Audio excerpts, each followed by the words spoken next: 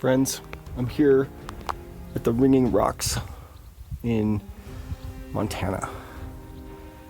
In the distance we see a pyramidal structure and two Sphinx facing each other. They could be two chiefs, but from here they look like Sphinx panning across the valley. Multiple structures. But this Ringing Rocks, very interesting. Let me see if I can hit something and do a camera.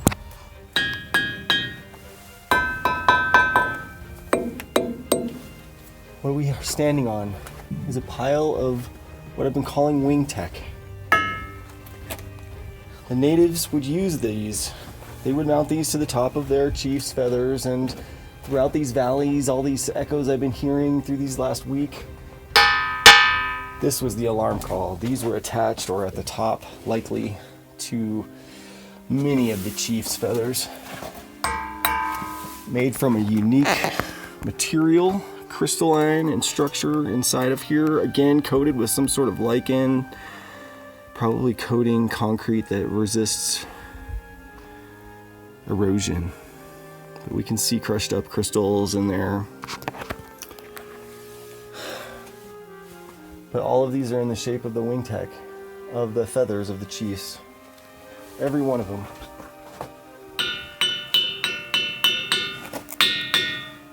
Making approximately the same toning sound.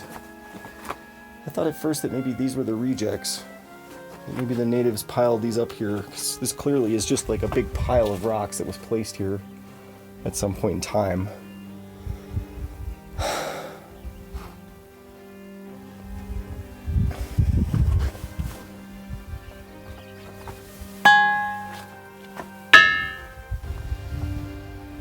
They're all the same color. They're all a different color than every other structure that we've seen.